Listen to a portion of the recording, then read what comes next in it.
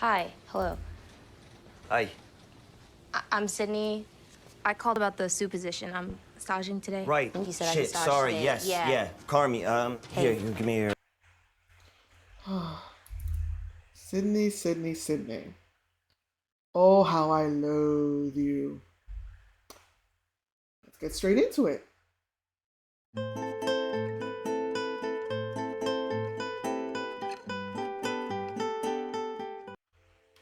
Hey guys, it's Shiro and welcome back to my YouTube channel. Today we're going to be talking about Sid, the sous chef from The Bear, and why I loathe his character. Um, so if you guys are ready to hear my opinion, I hope you guys listen with an open mind. And definitely give me your opinions at the end of the video. Let me see your perspective. Now, before we go into the video, I just want to state I am a line cook. So I have worked with two different Michelin starred chefs, one being a 3 Michelin starred chef, the other one being a 1 Michelin starred chef. I have opened 2 or 3 properties, 2 or 3 restaurants, one being in a hotel and 2 being actual restaurants. So I have worked under quite a bit of experienced chefs with different types of temperaments. So please believe that whatever opinion I spout or say in this video is just based on my experience and the different types of chefs. You know, I've had really laid back chefs and I had really um, serious chefs. I've worked in a union hotel. I've worked in non-union hotels. I've worked in regular restaurants. So I hope that it doesn't sound like I don't know what the hell I'm talking about. So when The Bear first came out, my coworkers and I were pretty excited, but we were also very kind of wary because there is a lot of videos and movies out there about kitchen life and chefs, and while some of them are on point, some other ones are just very fantasy based. And so when we heard that The Bear was pretty much like almost like a memoir of what it's like being in the kitchen, we were just like, oh my god, we have to see this. Now, please keep in mind that everyone's experience varies. Some people have really, really extensive experience in many different types of places. While my experience isn't as extensive as some people who've been in the field for about 30 years, um, I do have a lot of experience, opening places and the pressure of opening a place and, the pressure of having to run a brigade and just deal with different personalities while, battling your own demons. So in the show, we are introduced to a very young chef called Sid. And I was very excited to see someone who was female and a female of color because I feel like that representation was very lacking in a lot of these videos and a lot of these TV shows. So I'm like, wow, we have a woman of color who is in a leadership role trying to lead a brigade with a back of house that looks more like my experience in a line. A lot of movies show line cooks as, I'm sorry, just one specific demographic. And while that demographic does exist, a lot of people don't really represent the diversity of line cooks. There is a lot of people of color in back of house who take their job very seriously, and I feel like that has been underrepresented in these movies, and a lot of people.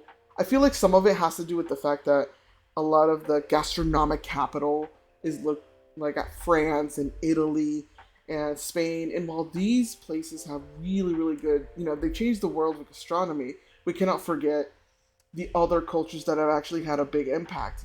From like just some of the vegetables from other countries or fruits from other countries made a huge impact in the culinary world. So I really, really like that.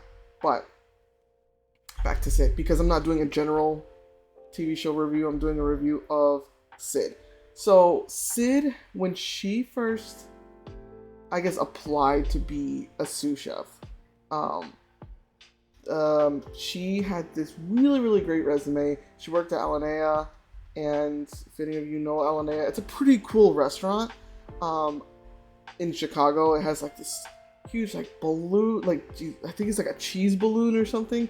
It's a really, really cool experience. It's not my taste for, working in. I wouldn't necessarily want to work somewhere like that, but I think it's really, really the creativeness of the chefs over there. It's really, really cool. So anybody who, just take a look at it.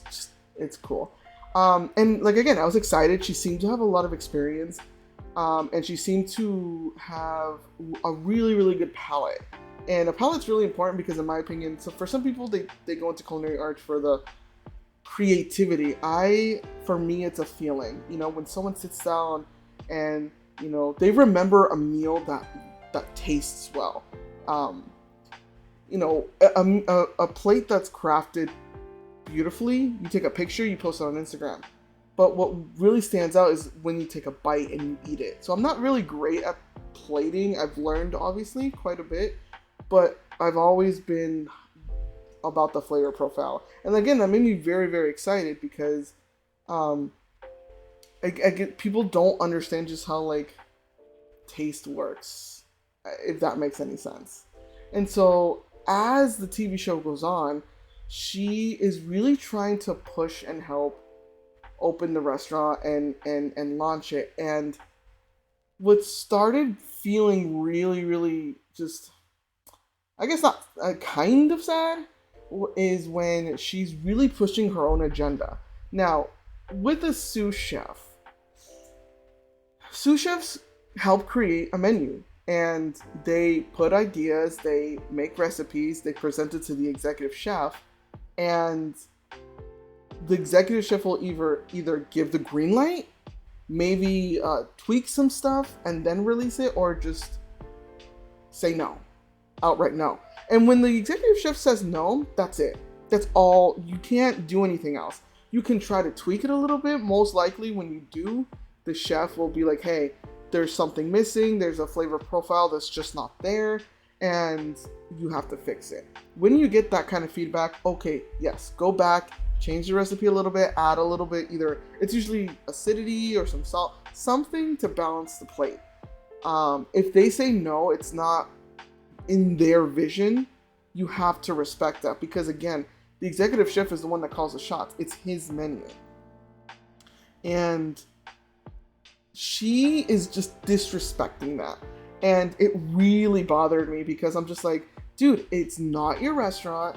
It's almost like you're trying to piggyback off of him. You're using the name to get your own menu out.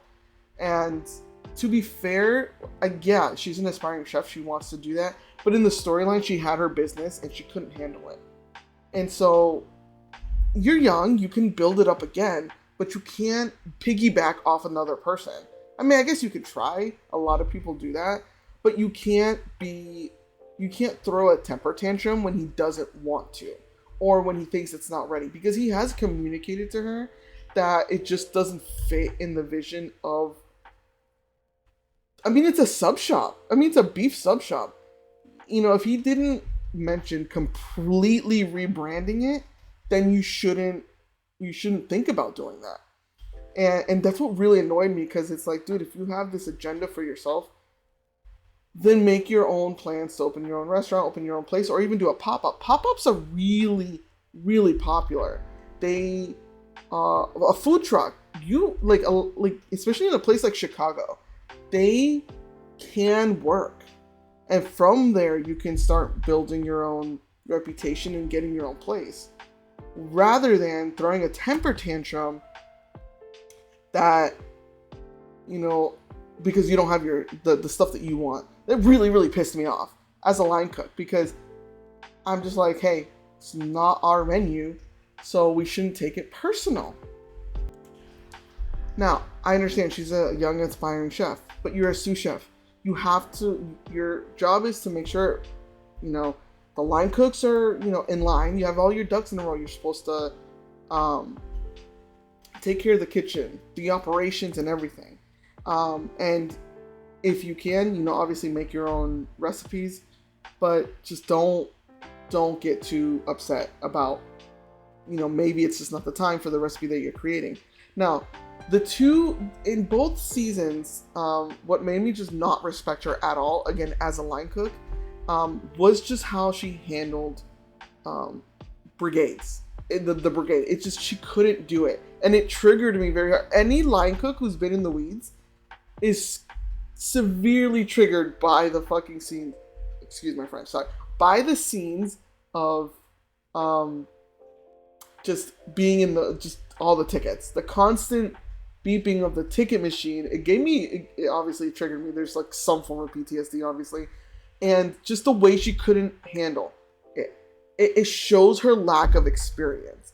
And so, to be honest, for me as a line cook, I can't respect you because I'm looking to you to be my leader. I'm looking to you to take control of everything, because when we're in the rush of things, right? A lot of times, the current restaurant I'm in right now, I don't have a ticket machine. So I rely on the call outs. I rely on what the chef or the expediter is yelling out. If you're telling me you need 3 of something, that's what I'm going to do. You need to yell out modifications. You need to keep it on track, because I'm in, how do you call it? Like, I'm in the zone. I'm not stopping to read a ticket. I'm listening to what you're saying to me. And I need the expediter, whoever's on expedite, to keep track. And she couldn't do that. And this is what triggered me so hard. And this is why, for me, I was like, you don't have my respect necessarily to see you as a real sous chef, to back you up if you were going to have these temper tantrums about what you want to put on the menu. Some people can have different opinions. I'm just really, really crucial on who I look to as a leader. Like, the lack of accountability as well. So in the first season, the end of the season obviously was very, very triggering. She accidentally left the pre-order option on, which I kind of find it hard to believe. I think just depending on the system that you're using, but most of the time they do prompt you either to "Are you sure?" or if it's a simple just swipe left, you just swipe right again. Like, you should be able to see that the pre-order option is on. And just the disorganization that was there, it was just annoying. And the fact that she let her emotions get to her. Now, the kitchen is a very, very tough environment.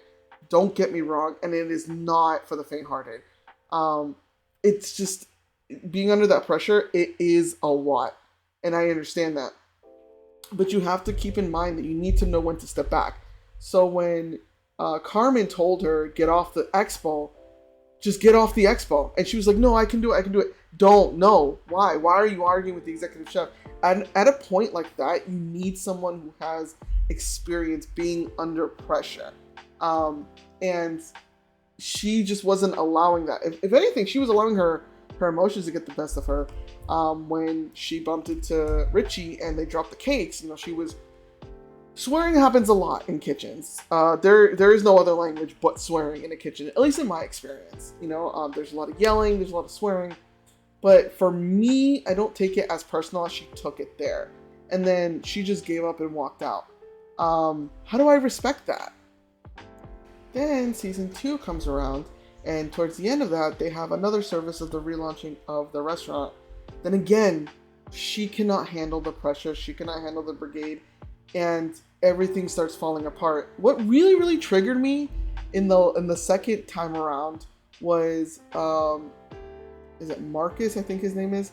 He keeps calling for an all day, and she's just ignoring him.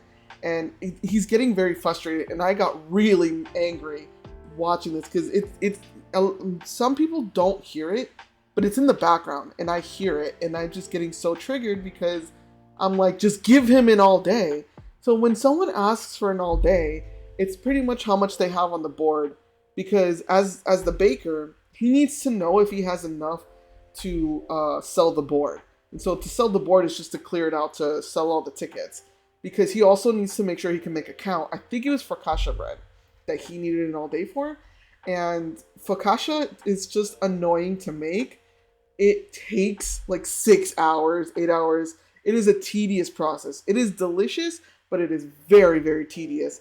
And so as a pastry person, I totally understand that he needs an all day because he needs to know if he needs to put a count into the system. So the system, putting a count into the system means, hey, I have, let's say, 10 portions of focaccia. Once someone tries to sell an 11th portion, the system will tell them there's no more. So it helps front of house. So the back of house needs to know an all day. They need to see how much they have all in house. If they're gonna run out, or if they know they're gonna run out in the middle of service, they need to then alert front of house so that the system gets updated. And it's annoying because she's just ignoring him based on some kind of romantic feelings that might have formed. Okay, the romantic feelings do not belong in the kitchen. Okay, we are trying to work as a team. What personal issues you guys have needs to stay outside. And this is what annoyed me because again, I've been in that position. I've asked for an all day. Sometimes my chef won't hear me. I am very loud in the kitchen, so there's no way they don't hear me. But I'll say, hey, I need an all day because I'm running out of, let's say, croutons. I work in a scratch kitchen right now, so it's very crucial for me. If I'm running low, I need to put a count. Because once service starts, I can't step off the line. Point blank. We don't have a production line. I am the production line. So in this restaurant, they don't have a production line either. They are the production line, especially with pastry people, because they can't do everything on the fly. I'm very protective of pastry people because I've worked at pastry for a little bit, and I understand the dilemma that they go through sometimes. So it shows to me she's so immature to be in season 2. She actually got promoted, quote unquote promoted, to executive sous chef. An executive sous chef has a lot of responsibilities. It mostly works in a bigger corporate like company. In a smaller restaurant like that, it would still be either a sous chef or a chef de cuisine, a CDC. No, I think she was actually CDC. I can't remember.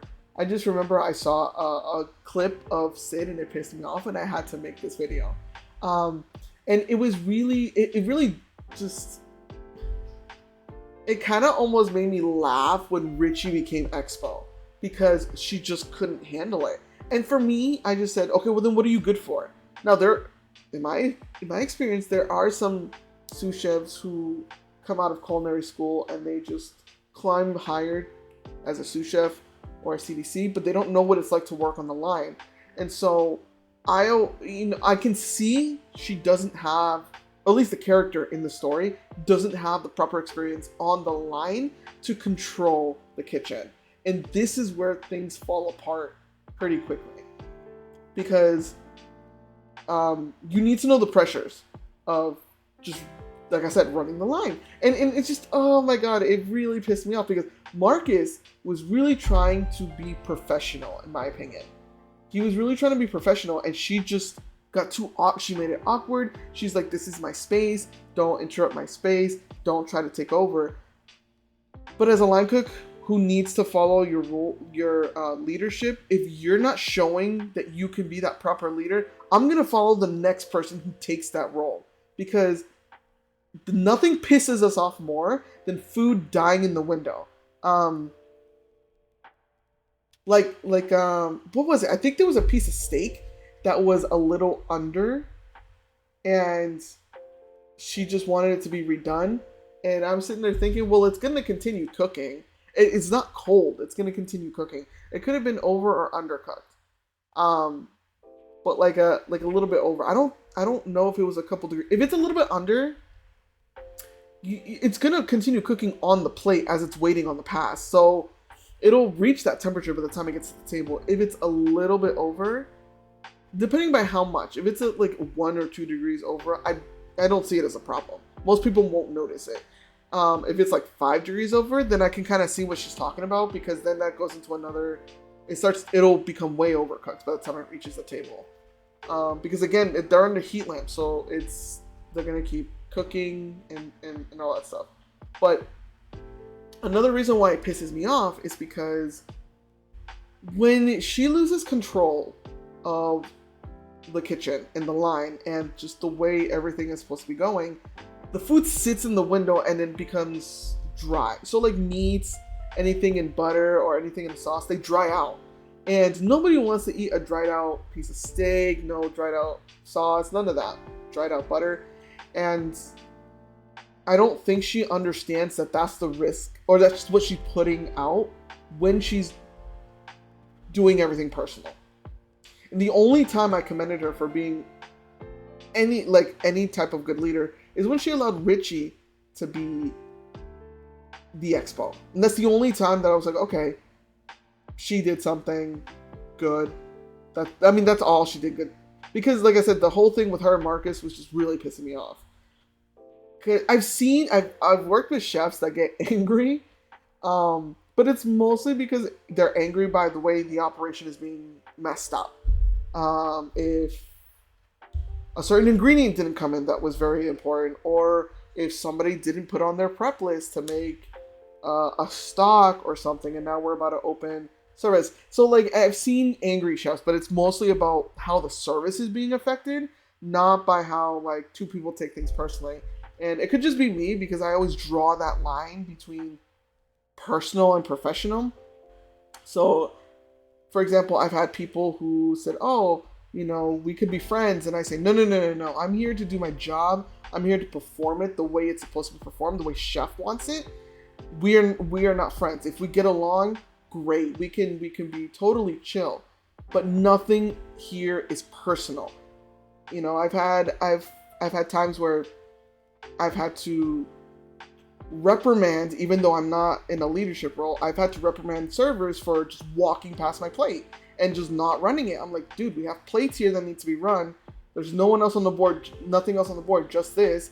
It's sitting on 10 minutes. I'm not going to refire it because you don't want to take it. There's stuff like that, but it's not personal. Like I said, I've never worked with anybody who acts like her.